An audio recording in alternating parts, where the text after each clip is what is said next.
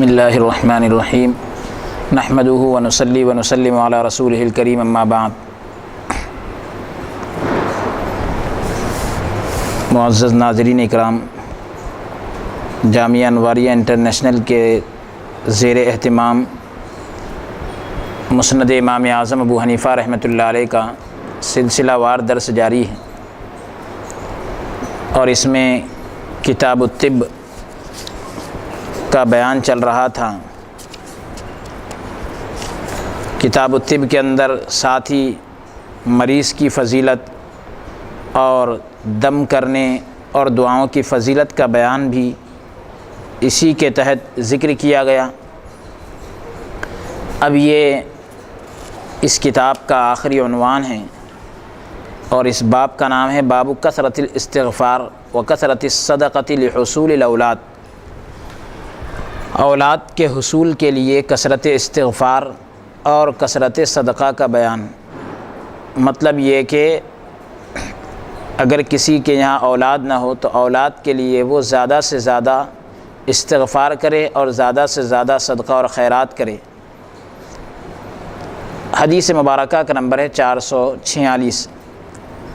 ابو حنیفہ عن جابر بن عبد اللہ رضی اللہ عنہ قال جاء رجل من الانصار الى النبي صلی اللہ علیہ وسلم فقال یا رسول اللہ ما رزقت ولدا قط ولا ولد لي قال النبي صلی اللہ علیہ وسلم فأين أنت من كثرة الاستغفار وكثرة الصدقة ترزق بها قال فكان الرجل يكثر الصدقة ويكثر الاستغفار قال جابر رضی اللہ عنہ فولد له 9 ذکور۔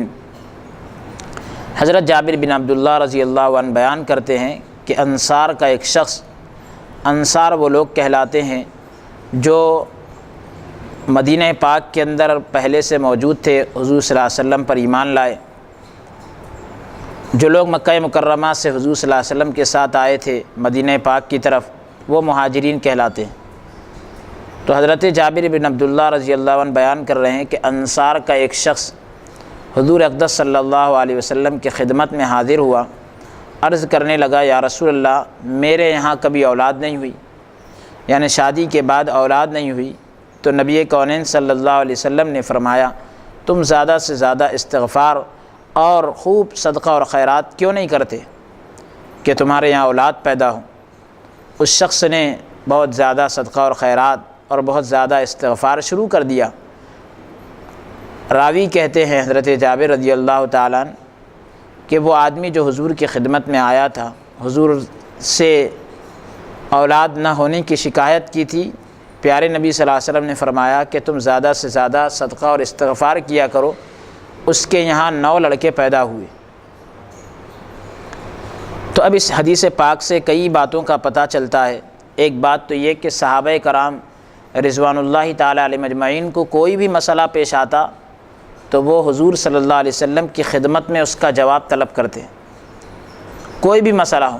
اب اولاد کا نہ ہونا یہ کوئی دینی کام تو نہیں ہے، لیکن اس کے باوجود صحابہ کرام حضور کی خدمت میں آیا کرتے تھے۔ یہ حضور صلی اللہ علیہ وسلم کے ساتھ عقیدت اور محبت کا ایک نمونہ ہے۔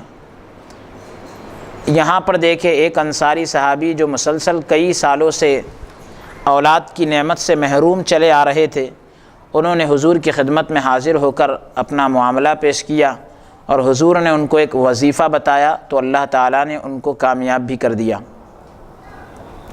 اور ایک بات یہ بھی پتہ چل رہی ہے کہ زیادہ سے زیادہ صدقہ اور خیرات کرنے سے اور استغفار کرنے سے کئی مسائل کا حل ہو جاتا ہے۔ خاص بات اس میں یہ ہے کہ انبیاء کرام، اولیاء کرام کے پاس اگر کوئی انسان جائے سچی طلب لے کر، اور وہ لوگ جو وظیفہ بتائیں، وہ لوگ جو دعا بتائیں، وہ لوگ جو کام بتائے، آدمی اس پر اگر عمل کرے تو اللہ رب العزت یقیناً اس کو اپنے مقصد میں کامیابی عطا کرتا ہے۔ جیسا کہ حضور صلی اللہ علیہ وسلم کے یہ صحابی اپنا مسئلہ لے کر حضور کی خدمت میں آئے، جو مسئلہ حضور نے بتایا، جو وظیفہ حضور نے بتایا، انہوں نے اس پر عمل کیا، اللہ تعالیٰ نے ان کو اولاد کی نعمت سے نواز دیا۔ اور جو ایک بیٹا جن کے یہاں نہ تھا، جب پیارے نبی صلی اللہ علیہ وسلم نے دعا کر دی ہے اور وظیفہ بتایا ہے تو 9 لڑکے پیدا ہوئے۔ تو یہ نبی کونین صلی اللہ علیہ وسلم کی دعا کی قبولیت اور حضور صلی اللہ علیہ وسلم کے بتائے ہوئے وظیفے کی تاثیر ہے کہ جو بھی مقصد کے لیے کیا جائے اس وظیفے پر عمل ہوتا ہے، اللہ تعالیٰ اس مقصد کو پورا کر دیتا ہے۔ اگلی حدیث پاک کا نمبر ہے 447۔ ابو حنیفہ عن اسماعیل عن ابی صالح عن ام ہانی رضی اللہ عنہ قالت قال رسول اللہ صلی اللہ علیہ وسلم من علم ان اللہ یغفر له فهو مغفور له۔ حضرت ام ہانی رضی اللہ عنہ کا بیان ہے کہ حضور اقدس صلی اللہ علیہ وسلم نے فرمایا، جس شخص کو اللہ کی ذات پر بھروسہ ہو کہ وہ اسے بخش دے گا تو اللہ تعالیٰ یقیناً اسے معاف کر دے گا۔ یعنی ایسا نہیں ہے کہ اللہ تبارک و تعالیٰ معاف کرے گا یا نہیں کرے گا، آدمی کو شک اور شبے کے اندر نہیں رہنا چاہیے، بلکہ جب آدمی اللہ رب العزت سے استغفار کرے، بخشش اور معافی طلب کرے تو پورے یقین کے ساتھ کرے، تو اللہ رب العزت یقیناً بخشنے والا ہے، اس کے سوا کوئی بخشتا نہیں ہے، اس کے سوا کوئی معاف کرتا نہیں ہے۔ تو پھر آدمی اس طریقے سے شک اور شبے کے ساتھ مانگے تو اللہ بھی اسے معاف نہیں کرتا، بلکہ اگر آدمی پورے یقین کے ساتھ اللہ کی ذات پر یقین رکھتے ہوئے معافی طلب کرتا ہے، معافی مانگتا ہے، تو اللہ تعالیٰ پیارے نبی صلی اللہ علیہ وسلم کے قول کے مطابق نبی کونین صلی اللہ علیہ وسلم فرما رہے ہیں کہ اللہ تعالیٰ اسے ضرور بخش دیتا ہے۔ تو آدمی کو چاہیے کہ زیادہ سے زیادہ استغفار کرے، اللہ رب العزت سے معافی طلب کرے۔ حضرت ابو ہریرہ رضی اللہ عنہ خود بیان کرتے ہیں کہ حضور صلی اللہ علیہ وسلم نے فرمایا، آدمی جب کوئی گناہ کر لیتا ہے تو وہ اس طرح عرض کرتا ہے، اے میرے پروردگار، میں نے گناہ تو کر لیا ہے، تو مجھے معاف فرما دے۔ اللہ فرماتا ہے، میرے بندے کو اس بات کا پتہ ہے کہ میرا رب گناہ بھی معاف کر سکتا ہے اور پکڑ بھی کر سکتا ہے، اے میرے بندے جا، میں نے تجھے معاف کر دیا۔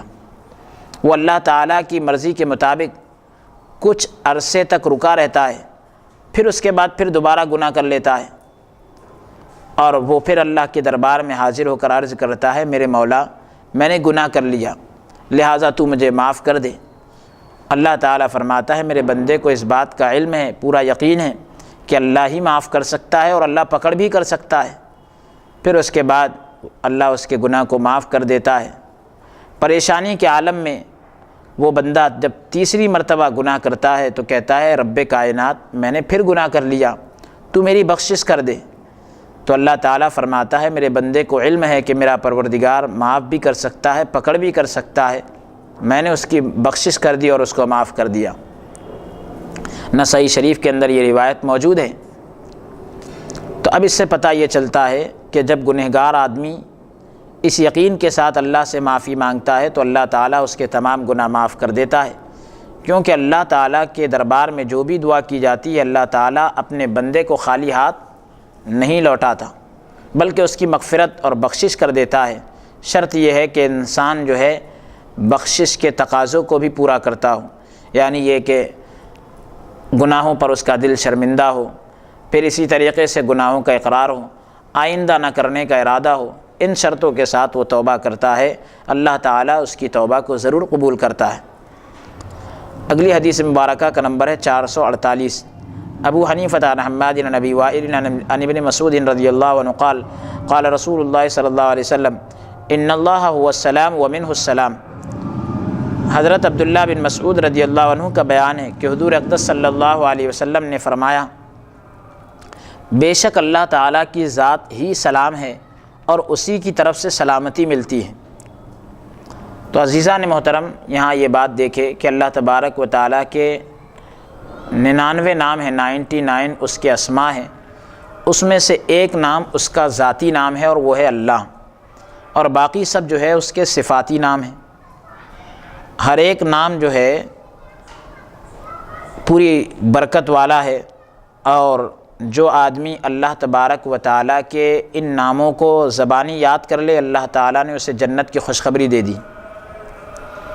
اللہ تعالیٰ کے ناموں میں سے ایک نام جو ہے السلام ہے، جس کے معنی یہ ہے کہ وہ ذات جو سلامتی دینے والی ہے، جو باقی رہنے والی ہے، جو ازل سے ہے اور ابد تک رہنے والی ذات ہے، تو اس کے معنی آتے ہیں سلامتی والا۔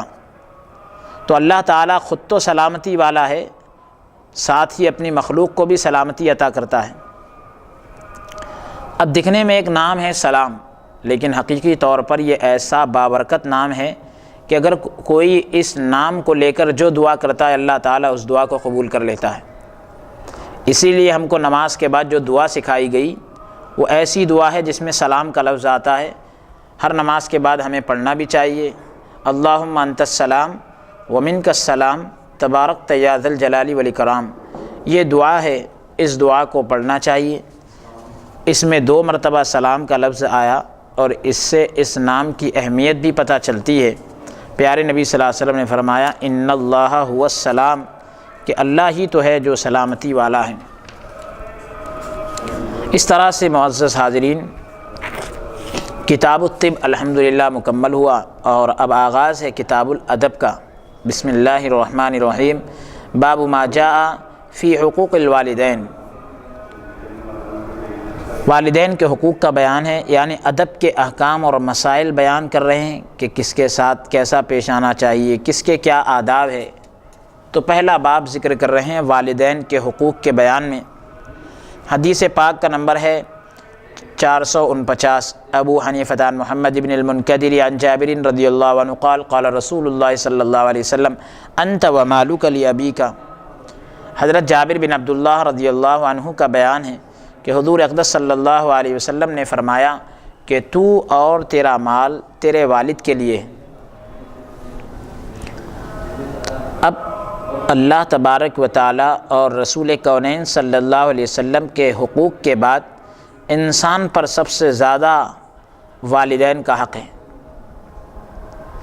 اللہ رب العزت نے ارشاد فرمایا لا تعبدون الا اللہ وبالوالدین احسانا، تم اللہ کے علاوہ کسی کی عبادت نہ کرو، والدین کے ساتھ اچھا سلوک کرو۔ پھر یہ بھی پتہ چلا کہ جس سے اس کے والدین ناراض ہے اللہ اس سے ناراض ہے، جس سے والدین خوش ہے اللہ بھی اس سے خوش ہے۔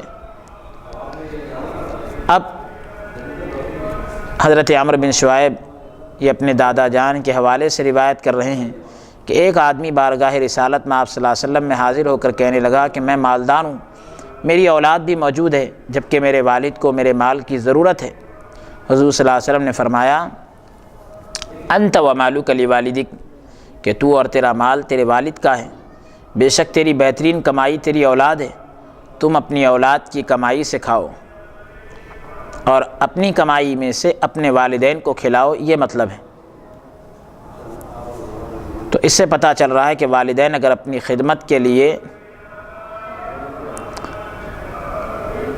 اپنے مال کی ان کو ضرورت ہو، بیٹوں کے مال کی، تو بیٹوں کو چاہیے کہ وہ اپنا عمدہ مال والدین پر خرچ کرے۔ اگر والدین کا انتقال ہو بھی چکا ہو تو ان کی وصیتوں پر عمل کرے، ان کے نام سے قربانی کرے، ان کے لیے ایصال ثواب کی کوشش ہر ممکن کوشش کرے، ان کی قبروں کی زیارت کرے، ان کی مغفرت کی دعا کرے۔ اور ایک مسئلہ بھی سنتے چلے کہ والدین اگر اپنی خدمت کے لیے نوافل ترک کرنے کا حکم کرے تو نوافل بھی چھوڑ دے، یعنی کوئی نفل کام ہے، والدین کہہ رہے ہیں بیٹا یہ کام کر لو، نفل نماز بعد میں پڑھ لو، تو اب وہ نفل کو چھوڑ کر وہ کام کرنا ہے، کیونکہ والد کی خدمت کرنا، والدین کی خدمت کرنا یہ نوافل سے بھی زیادہ اہم ہے، نوافل سے زیادہ اہم والدین کی خدمت کرنا ہے۔ ہاں اگر فرض چھوڑنے کا حکم دے تو اب فرض نہیں چھوڑنا ہے بلکہ اللہ کی اطاعت کرنا ہے۔ کہا گیا لا طاعۃ فی معصیۃ، گناہ کے کام میں کوئی اطاعت کی ضرورت نہیں ہے۔ والدین اگر گناہ کے کام کا حکم دے تو اب ان کی اطاعت نہیں کی جائے گی بلکہ ان کی مخالفت کی جائے گی، ان کے حکم پر عمل نہیں کیا جائے گا۔ اگلا باب ہے باب ما جاء حق الوالدین افضل من الجہاد، یہ باب ہے اس بیان میں کہ والدین کی خدمت کرنا جہاد سے افضل ہے، والدین کی خدمت کرنا جہاد سے بھی زیادہ افضل ہے۔ حدیث مبارکہ کا نمبر ہے 450۔ ابو حنیفہ عن عطاء عن نبیہ عن ابن عمر رضی اللہ عنہ قال اتى النبي صلی اللہ علیہ وسلم رجل يريد الجهاد فقال احی والداک قال نعم قال ففیہما فجاہد۔ حضرت عبداللہ بن عمر رضی اللہ عنہما کا حضرت عبداللہ بن عمر رضی اللہ عنہ کا بیان ہے کہ ایک شخص جہاد میں شریک ہونے کے ارادے سے حضور اقدس صلی اللہ علیہ وسلم کی خدمت میں آیا تو حضور صلی اللہ علیہ وسلم نے پوچھا کیا تمہارے والدین زندہ ہیں؟ انہوں نے کہا یا رسول اللہ ہاں زندہ ہے۔ حضور صلی اللہ علیہ وسلم نے فرمایا تم ان کی خدمت کرو، تمہارے لیے یہی جہاد ہے۔ تو انسان جب اللہ کے کلمے کو بلند کرنے کے لیے اپنی جان کا نذرانہ اللہ کے دربار میں پیش کرتا ہے تو اسے اللہ کی دیدار کا اعزاز حاصل ہوتا ہے، اسے کانٹے کے برابر بھی تکلیف نہیں ہوتی، اور جام شہادت نوش کرتے ہی، شہادت کے مرتبے پر آتے ہی اسے جنت میں داخل کر دیا جاتا ہے، اور بلکہ دنیا سے رخصت ہونے سے پہلے اس کی روح اس کے جسم سے نکلنے سے پہلے اسے جنت میں اس کا ٹھکانہ دکھا دیا جاتا ہے۔ اگر اللہ کے راستے میں جہاد کرنے والے کے والدین زندہ ہوں تو ان کی خدمت کرنا اس کے لیے جہاد میں شرکت سے زیادہ افضل ہے۔ اس سے والدین کی خدمت اور تواضع کی فضیلت اور اہمیت کا پتہ چلتا ہے۔ اس کے علاوہ چاہے والدین کافر بھی ہو تو ان کے حقوق اور آداب اور خدمت کرنے کا اسلام حکم دیتا ہے۔ اگلا باب ہے باب ما جاء فی الامر بالنصح لکل مسلم، ہر مسلمان سے خیر خواہی کا جذبہ رکھنے کا بیان۔ حدیث مبارکہ کا نمبر ہے 451۔ ابو حنیفہ عن زیاد یرفعہ الی النبی صلی اللہ علیہ وسلم انہ امر بالنصح لکل مسلم، حضرت زیاد رضی اللہ عنہ مرفوعاً بیان کرتے ہیں کہ حضور اقدس صلی اللہ علیہ وآلہ وسلم نے ہر مسلمان کے ساتھ خیر خواہی کا جذبہ رکھنے کا حکم دیا۔ خیر خواہی مطلب یہ کہ بھلائی چاہنا، ہر مسلمان کے بارے میں بھلا چاہنا، اس کا حکم دیا گیا۔ تو اسلام نے مسلمانوں کے درمیان ایک ایسا رشتہ قائم کیا جو کبھی ختم نہیں ہوگا، بلکہ اس کی مضبوطی میں اور اضافہ ہوتا ہے۔ اس رشتے کو اخوت اسلامی کے نام سے یاد کیا جاتا ہے، اور یہ رشتہ میرے اور آپ کے پیارے آقا صلی اللہ علیہ وسلم نے قائم فرمایا۔ خاندانی رشتے جڑتے اور ٹوٹتے رہتے ہیں، ان میں جماؤ نہیں رہتا، جماوٹ نہیں رہتی، استقلال نہیں رہتا، لیکن اخوت اسلامی یعنی اسلام کا جو بھائی چارے کا رشتہ ہے وہ ایسا قائم ہوتا ہے کہ کبھی ٹوٹتا نہیں ہے، کیونکہ اس رشتے کی بنیاد کلمہ طیبہ یعنی ایک مسلمان دوسرے مسلمان کا کلمہ طیبہ اور اسلامی عقائد پر ہے۔ تو ایک مسلمان دوسرے اسلامی بھائی کا خیر خواہ یعنی اچھا چاہے، بھلائی چاہے، غم گسار یعنی اس کے غم میں شریک رہے، خوشی اور غمی میں مدد کرتا رہے۔ سب سے بڑی بات تو یہ ہے کہ اسلام نام ہی خیر خواہی کا ہے، اسلام نام ہی خیر خواہی کا ہے۔ پیارے نبی صلی اللہ علیہ وسلم نے فرمایا الدین والنصیحہ، دین خیر خواہی کا نام ہے۔ اور آج اس سبق کو عام کرنے کی بہت زیادہ ضرورت ہے کہ دین بھلا چاہنے کا نام ہے۔ خیر خواہی مطلب ہر ایک کا بھلا چاہنا، ہر ایک کے بارے میں اچھا سوچنا، ہر ایک کا بھلا کرنا۔ اگلا باب ہے باب ما جاء فی الکبریاء والعظمۃ للہ تعالی، عظمت اور بزرگی اللہ تبارک و تعالیٰ کی ذات کے ساتھ خاص ہے، اس کا بیان۔ عظمت اور بزرگی کس کے لیے ہے؟ اللہ کے لیے۔ تکبر کس کے لیے؟ اللہ کے لیے خاص ہے۔ بندہ تکبر کرے تو وہ بندہ انتہائی گرتا چلا جاتا ہے، کیونکہ تکبر جو ہے یہ اللہ کی شان ہے۔ بعض روایت میں آتا ہے اللہ خود فرماتا ہے الکبریاء ردائی، تکبر میری چادر ہے۔ جو اللہ کی چادر کو چھینے تو اللہ تعالیٰ اسے اچھا نہیں رکھتا۔ حدیث مبارکہ کا نمبر ہے 452۔ حدثنا حماد بن ابی عن عطاء بن سائب عن ابی مسلم الغر صاحب ابی ہریرہ رضی اللہ عنہ عن ابی ہریرہ رضی اللہ عنہ قال عن ابی ہریرہ رضی اللہ عنہ عن النبی صلی اللہ علیہ وسلم قال قال اللہ تعالی الکبریاء ردائی والعظمۃ ازاری فمن نازعنی واحدا منہما القیتہ فی جہنم۔ حضرت ابو ہریرہ رضی اللہ عنہ کا بیان ہے کہ حضور اقدس صلی اللہ علیہ وسلم بیان کرتے ہیں کہ اللہ تعالیٰ نے فرمایا کبریائی یعنی تکبر میری چادر اور عظمت جو ہے میرا تہبند ہے، جو آدمی ان میں سے کسی کو یعنی تکبر کو اور عظمت کو مجھ سے چھیننے کی کوشش کرے گا تو میں اسے جہنم میں ڈال دوں گا۔ جس طرح حاجی یا عمرہ کرنے والا حج کے ارکان ادا کرنے کے دوران دو مخصوص چادریں استعمال کرتا ہے، ایک تو قمیص اور دوسری ازار کے قائم مقام ہوتی ہے، یعنی تہبند کے قائم مقام ہوتی ہے، اور ان دونوں چادروں سے سر کے علاوہ اپنا پورا جسم ڈھانپا جاتا ہے۔ ردا اس چادر کو کہتے ہیں جو کرتے کے جگہ پر پہنی جاتی ہے، اور ازار اس چادر کو کہتے ہیں جو شلوار کی جگہ استعمال کی جاتی ہے۔ اس حدیث پاک میں تمثیل اور تفہیم یعنی مثال کے طور پر اور سمجھانے کے طور پر یہ دونوں چادریں اللہ کے لیے بیان کی گئی، ورنہ اللہ تعالیٰ تو جسم سے پاک ہے تو ان چادروں سے بھی پاک ہے۔ چادروں سے مراد اللہ کی مخصوص صفات ہے، یعنی کبریائی، بڑائی، عظمت، وحدت، یکتائی۔ جس طرح اللہ کی ذات میں یکتا ہے، اسی طرح جس طرح اللہ تعالیٰ اپنی ذات میں یکتا ہے یعنی اکیلا ہے، اس کا کوئی شریک نہیں ہے، اسی طرح صفات کے اعتبار سے بھی اکیلا ہے، اس کی صفات میں کوئی اس کا شریک نہیں ہے۔ اگر کوئی شخص ان دونوں صفتوں کو اپنے لیے ثابت کرنے کی کوشش کرے گا تو اس کی وجہ سے اللہ تعالیٰ اسے جہنم میں ڈال دے گا۔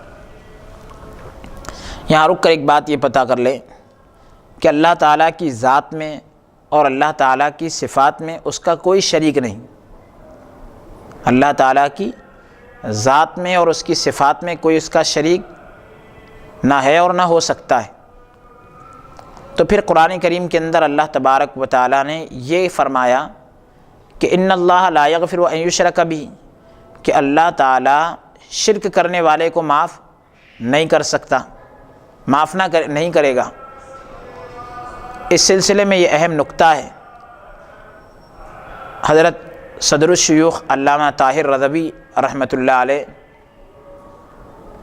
جامعہ نظامیہ کی ایک عظیم ہستی گزری ہے، وہ فرماتے ہیں کہ ظاہر سی بات ہے جب اللہ تعالیٰ کا کوئی شریک ہے ہی نہیں تو پھر شرک کرنے والے کی مغفرت کیوں نہیں ہو رہی؟ بھائی ظاہر سی بات ہے کہ کوئی چیز کا وجود ہی نہیں ہے، اس چیز کو اگر آدمی کیسے اس کو اپنائے گا؟ جب اللہ کے برابر کوئی ہے نہیں، اللہ کا کوئی شریک ہے نہیں، تو ظاہر سی بات ہے کہ پھر اس پر شرک کرنے والے کا شرک کا سوال ہی پیدا نہیں ہونا چاہیے۔ جب اللہ کا کوئی شریک ہے ہی نہیں تو شرک کرنے کا سوال پیدا کیسے ہوتا ہے؟ تو حضرت صدر الشیوخ علیہ الرحمہ بڑی پیاری بات ارشاد فرماتے ہیں کہ حقیقی طور پر تو اللہ کی ذات میں بھی اس کا کوئی شریک نہیں، اللہ کی صفات میں بھی کوئی اس کا شریک نہیں، لیکن جو شرک کی معافی نہ ہونے کی بات قرآن میں کی جا رہی ہے، یہ وہ مراد ہے جو تمہارے ذہنوں کے اندر جو شرک پیدا ہوتا ہے، تمہارے ذہن اور دماغ کے اعتبار سے جو پیدا ہوتا ہے، اللہ تعالیٰ اس کو بھی معاف نہیں کرتا۔ حقیقت کے اعتبار سے تو ہے ہی نہیں، اس کا کوئی شریک نہیں، اور اللہ تعالیٰ کی ذات میں بھی نہیں ہے، صفات میں بھی نہیں ہے، لیکن تمہارے ذہن اور دماغ میں جو آ رہا ہے، اگر وہ شرک بھی پیدا ہو جائے تو بھی اس کی مغفرت نہیں ہے۔ اگلی حدیث مبارکہ کا نمبر ہے 453۔ حدثنا حماد بن ابی عن ابراہیم عن محمد بن المنکدر انہ بلغه ان المتکبر رأسه بین رجلیہ حیث کان یرتفع براسه فی تابوت من نار مقفل علیہ ولا یخرج من التابوت ابدا من النار۔ اللہ اکبر۔ حضرت محمد بن منکدر رضی اللہ عنہ بیان کر رہے ہیں، ان تک یہ روایت پہنچی کہ متکبر آدمی، تکبر کرنے والا آدمی، اس کو اس حالت میں پیش کیا جائے گا، اللہ کے دربار میں اس حالت میں پیش کیا جائے گا، سامنے لایا جائے گا کہ اس کا سر اس کی دونوں ٹانگوں کے درمیان ہوگا۔ تکبر کرنے والے کو اللہ کے دربار میں اس طرح پیش کیا جائے گا کہ اس کا سر اس کی دونوں ٹانگوں کے بیچ میں ہوگا، کیونکہ وہ سر اٹھا کر اب ایسا کیوں ہوگا اس کے ساتھ؟ کیونکہ وہ سر اٹھا کر اکڑا کرتا تھا، سر اٹھا کر وہ اکڑا کرتا تھا، تو اس لیے اللہ تعالیٰ اس کے سر کو دونوں ٹانگوں کے بیچ میں کر دے گا اور اسے آگ کے صندوق میں بند کر دیا جائے گا، آگ کی پیٹھی میں اس کو بند کر دیا جائے گا، اور یعنی بند کر دیا جائے گا مطلب اس پر قفل لگا دیا جائے گا، اور اس تابوت کو دوزخ میں ڈال دیا جائے گا اور دوزخ سے کبھی نہیں نکالا جائے گا۔ دوزخ کے اندر صندوق میں ڈال کر اسے بند کر کے، صندوق کو بند کر کے، تکبر کرنے والے کو صندوق میں بند کر کے اس کو دوزخ میں ڈال دیا جائے گا، اور پھر وہ صندوق دوبارہ دوزخ سے کبھی نکالا نہیں جائے گا۔ تو اب اس حدیث سے جس کے عذاب کا ذکر ہوا وہ تکبر ہے، کیونکہ اللہ تبارک و تعالیٰ کی زمین پر سب سے پہلے جس نے تکبر کیا اور اللہ تعالیٰ کے حکم سے منہ موڑا وہ شیطان تھا۔ سب سے پہلے جس نے تکبر کیا وہ کون تھا؟ شیطان تھا۔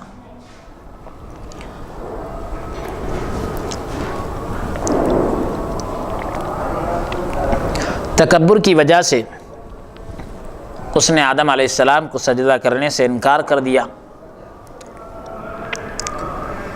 نبی کونین صلی اللہ علیہ وسلم تکبر کرنے والے کے حوالے سے فرماتے ہیں کہ قیامت کے دن تکبر کرنے والوں کو چیونٹیوں کی شکل میں جمع کیا جائے گا، جن پر ذلت اور غمخواری، ذلت اور رسوائی چھائی ہوئی ہوگی، اور انہیں جہنم کے قید خانے میں پیش کیا جائے گا جس کا نام بھی بعض روایتوں میں ذکر کیا گیا، بولس وغیرہ۔ ان لوگوں کو آگ اپنی لپیٹ میں لے لے گی اور انہیں جہنمیوں کے پیپ پینے کے لیے دیا جائے گا۔ جہنمیوں کا پیپ جو ہوگا ان کو پینے کے لیے دیا جائے گا، جو گندی اور بدبودار ہوگی۔ تو تکبر کرنے والوں کو اللہ تعالیٰ پسند نہیں کرتا۔ اللہ تعالیٰ تو عاجزی کو پسند کرتا ہے۔ تکبر کو اس نے اپنے لیے خاص کیا ہے، اور اس کی چیز کو اگر خاص کی ہوئی چیز کو اگر کوئی چھینے گا تو اللہ یقیناً اسے معاف نہیں کرے گا۔ یہ آداب کا بیان چل رہا ہے، تو آداب میں سے ایک یہ بھی ہے کہ تکبر نہ کیا جائے بلکہ عاجزی اور انکساری کے ساتھ رہا جائے۔ اگلا باب اسی مناسبت سے ذکر کر رہے ہیں، باب ما جاء فی الرفق والخلق، نرم مزاجی اور حسن خلق کا بیان، یعنی نرمی کے ساتھ رہنے اور اچھے اخلاق سے پیش آنے کا بیان۔ حدیث مبارکہ کا نمبر ہے 454۔ ابو حنیفہ عن زیاد عن اسامہ بن شریک قال شہدت رسول اللہ صلی اللہ علیہ وسلم والاعراب یسألونہ قالوا یا رسول اللہ ما خیر ما اعطی العبد قال خلق حسن۔ حضرت اسامہ بن شریک رضی اللہ عنہ کا بیان ہے کہ ایک مرتبہ میں حضور صلی اللہ علیہ وسلم کی خدمت میں موجود تھا، تو کچھ دیہاتی لوگوں نے حضور صلی اللہ علیہ وسلم سے پوچھ لیا، اے اللہ کے رسول، سب سے بہتر چیز جو انسان کو دی گئی وہ کیا ہے؟ رسول کونین صلی اللہ علیہ وسلم نے جواب دیا، وہ اچھے اخلاق ہیں۔ سب سے بہترین چیز انسان کو جو دی گئی وہ کیا ہے؟ اچھے اخلاق ہیں۔ تو اس سے انسان جو ہے انسان بنتا ہے، اور حضور صلی اللہ علیہ وسلم نے فرمایا بے شک مسلمان اپنے اچھے اخلاق سے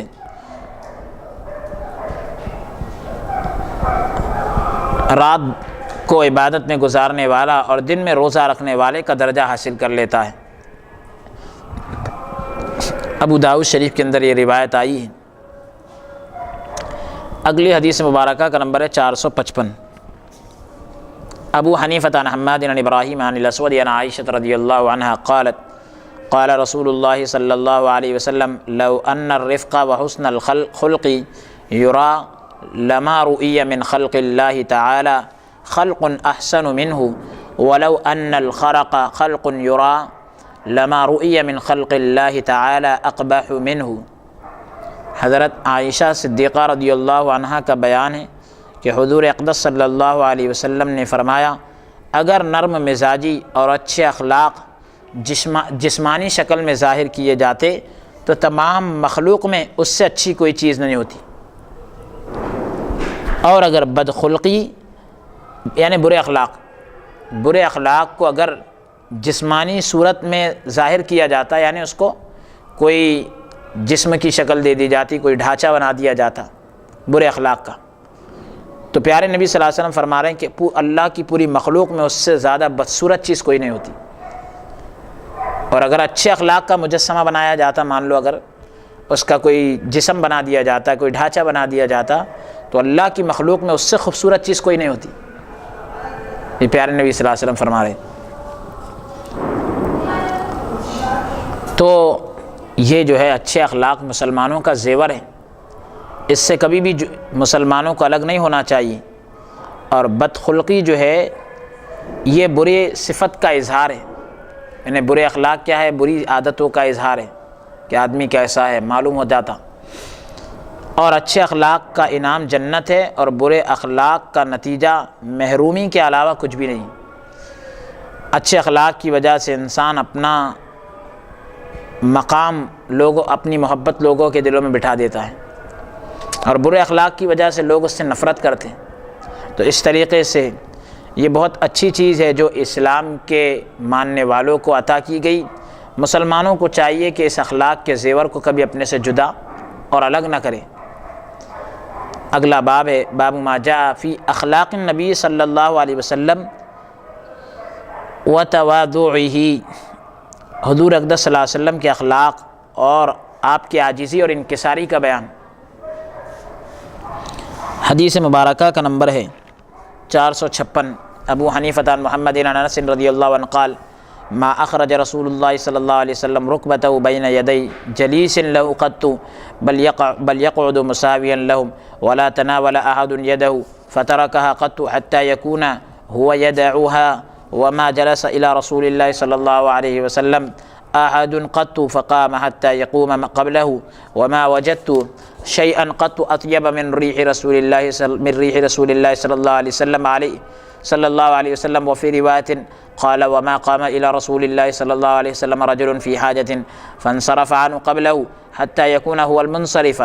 وفي رواية كان رسول الله صلی اللہ علیہ وسلم إذا صافح أحدا لا يترك يده إلا أن يكون هو الذي يتركه۔ حضرت انس رضی اللہ عنہ کا بیان ہے کہ حضور صلی اللہ علیہ وسلم نے کبھی بھی اپنے پاس بیٹھنے والوں کے سامنے اپنے گھٹنے دراز نہیں کیے، یعنی اپنے پیروں کو لمبا نہیں کیا، بلکہ حضور صلی اللہ علیہ وسلم جو ہے ان کے برابر تشریف فرما ہوتے، یعنی مجمع میں آپ برابری میں بیٹھتے۔ کسی مصافحہ کرنے والے سے حضور صلی اللہ علیہ وسلم نے اپنا مبارک ہاتھ خود کھینچ کر کبھی نہیں چھڑایا، یعنی کسی آدمی نے مصافحہ کیا تو حضور صلی اللہ علیہ وسلم اپنا ہاتھ اس وقت تک الگ نہ کرتے جب تک کہ وہ خود نہ چھڑا لے، آپ اپنا دست مبارک اس کے ہاتھ میں رکھتے، پھر اس کے بعد یہاں تک کہ وہ خود چھڑا لیتا۔ کبھی ایسا نہیں ہوا کہ کوئی شخص آ کر بیٹھا ہو تو حضور صلی اللہ علیہ وسلم کھڑے ہو گئے ہو یہاں تک کہ وہ خود کھڑا ہو گیا۔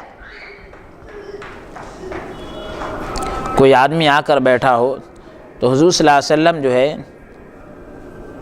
کھڑے ہو گئے ہو، کبھی ایسا نہیں ہوا یہاں تک کہ وہ خود کھڑا ہو گیا ہو۔ اور میں نے حضور صلی اللہ علیہ وسلم کے جسم مبارک کی خوشبو سے بہتر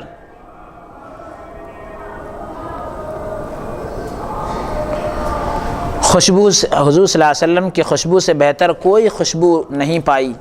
ایک روایت میں ہے کہ حضرت انس رضی اللہ عنہ بیان کر رہے کہ کوئی شخص اپنی ضرورت کے لیے حضور صلی اللہ علیہ وسلم کی خدمت میں آتا، جب تک خود واپس نہ ہو جاتا یا واپسی کے لیے اپنا منہ نہ پھیر لیتا، حضور صلی اللہ علیہ وسلم اپنا منہ سے نہ پھیرتے تھے۔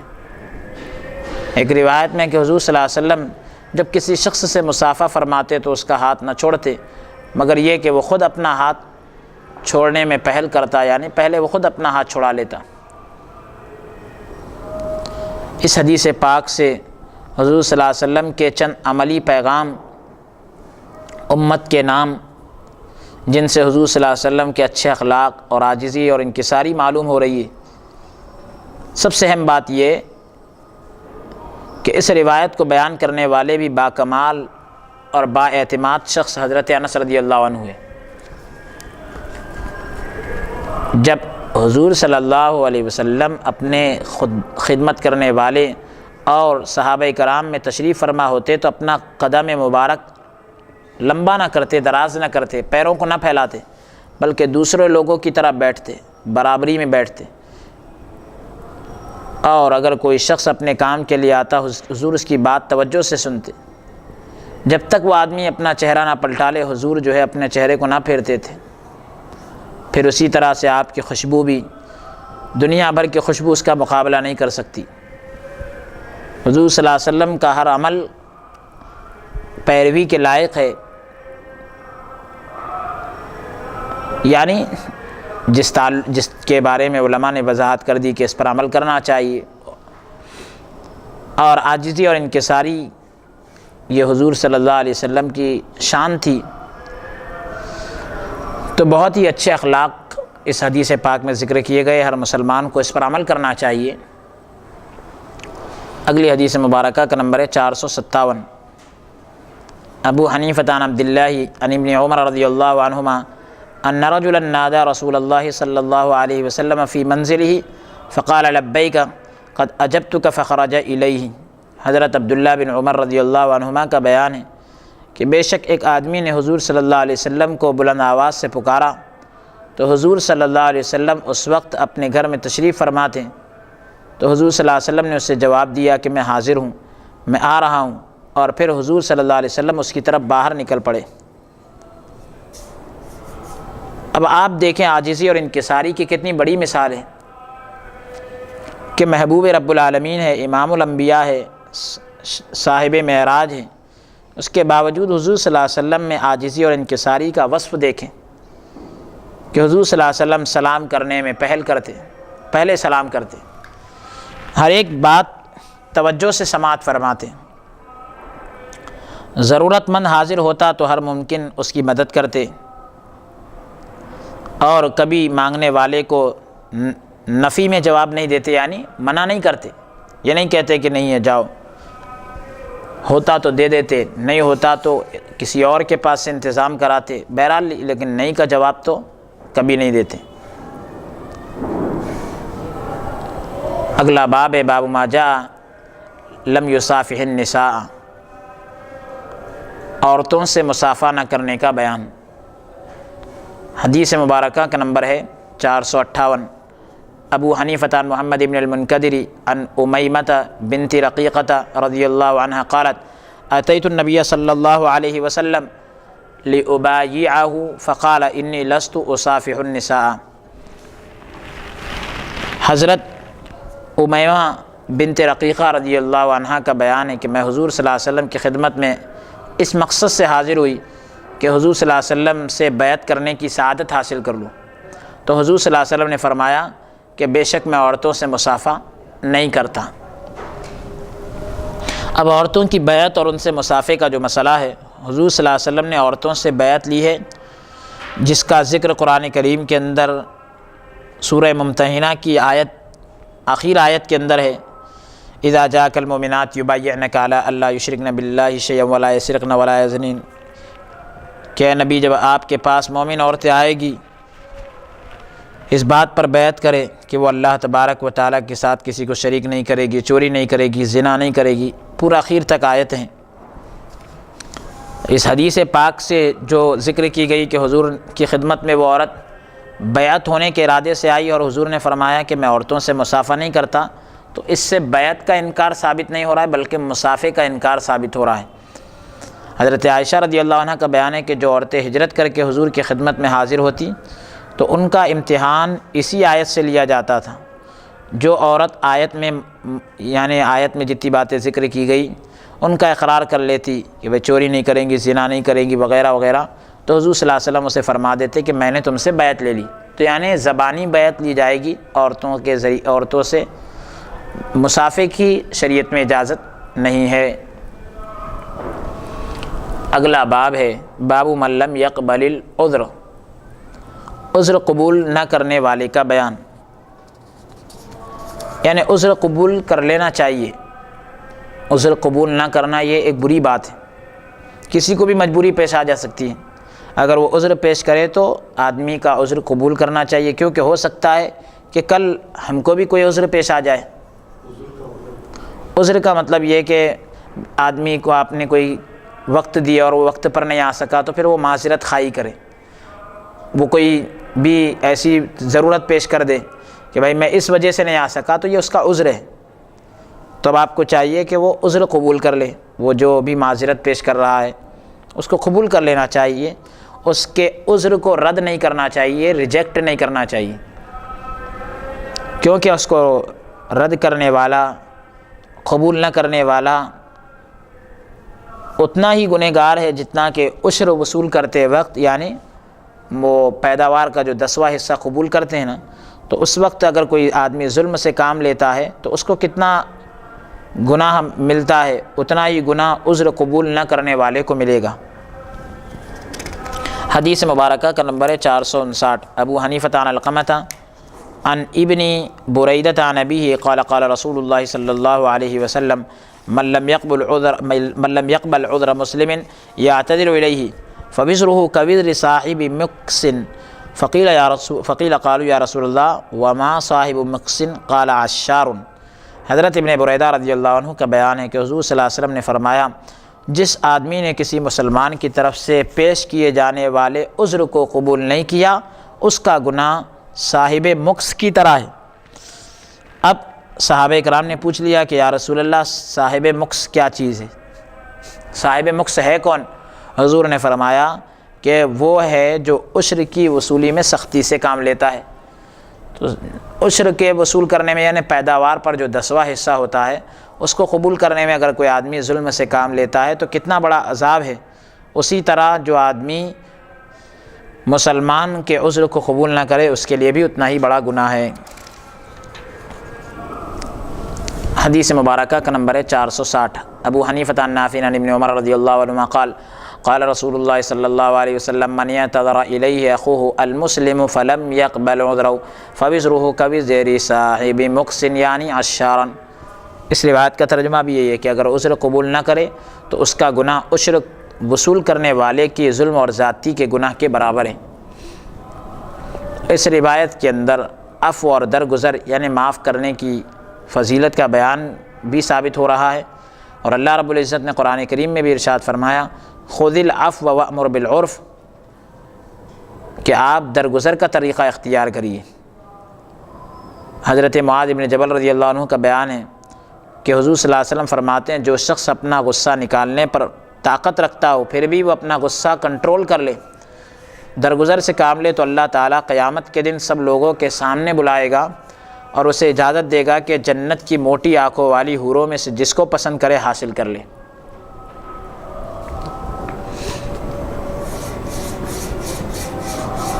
اور ایک روایت میں ہے کہ حضور صلی اللہ علیہ وسلم نے فرمایا طاقت ہونے کے باوجود جس نے کسی کو معاف کر دیا تو اللہ تعالیٰ قیامت کے دن بھی اسے معاف کر دے گا۔ اگلا باب ہے باب من لم یرد الطیبہ، خوشبو نہ لوٹانے کا بیان۔ خوشبو کو یعنی اگر کوئی دے تو اس کو واپس نہیں کرنا چاہیے، اور ایسا نہ ہو کہ آدمی اس کو قبول کرنے سے انکار کر دے بلکہ قبول کرنا چاہیے۔ حدیث مبارکہ کا نمبر ہے 461۔ ابو حنیفہ عن ابی الزبیر عن جابر رضی اللہ عنہ ان النبی صلی اللہ علیہ وسلم قال اذا اتي احدكم بطيب فليصب منه۔ حضرت جابر رضی اللہ عنہ کا بیان ہے کہ حضور اقدس صلی اللہ علیہ وسلم نے فرمایا جب تمہیں کوئی شخص خوشبو پیش کرے تو چاہیے کہ وہ اسے استعمال میں لائے، یعنی اگر کوئی آدمی عطر وغیرہ ہدیے میں تحفے میں دے رہا ہے تو اس کو انکار نہیں کرنا چاہیے۔ تو حضور صلی اللہ علیہ وسلم جو ہے آپ کا جو مقام اور مرتبہ ہے اللہ کی بارگاہ میں وہ کسی اور کا نہیں ہو سکتا۔ حضور صلی اللہ علیہ وسلم اپنے اعمال کو بہترین بناتے، اور اسی طریقے سے حضور صلی اللہ علیہ وسلم خوشبو کا استعمال کیا کرتے۔ بدبودار چیز مسجد میں کھا کر آنے سے آپ منع کرتے۔ کوئی شخص اگر کچی پیاز وغیرہ کھایا ہے تو اس وقت تک مسجد میں نہ آئے جب تک کہ وہ پیاز وغیرہ کی بدبو ختم نہ ہو جائے۔ تو اسی طریقے سے حضور صلی اللہ علیہ وسلم خوشبو کا تحفہ پسند کرتے، اور دوسروں سے قبول بھی فرماتے، اور کبھی خوشبو کو آپ لوٹاتے نہیں تھے۔ صحابہ کرام کو بھی آپ نے نہ لوٹانے کی وصیت فرمائی کہ کوئی بھی خوشبو دے تو اس کو قبول کرنے سے انکار نہ کرے، بلکہ قبول کر لینا چاہیے، کیونکہ خوشبو جو ہے حضور صلی اللہ علیہ وسلم کی پسند ہے۔ اللہ تبارک و تعالی ہمیں احادیث مبارکہ کی صحیح سمجھ عطا فرمائے، اور قول سے زیادہ عمل کرنے کی ہم سب کو توفیق عطا فرمائے، اور اس سلسلے کو ہمارے لیے ذریعہ نجات بنائے۔ آمین۔ وصلی اللہ تعالی وسلم علی خیر خلق و نور عرشی سیدنا و نبینا محمد وعلی آلہ وصحبہ اجمعین برحمتک یا ارحم الراحمین والحمد للہ رب العالمین۔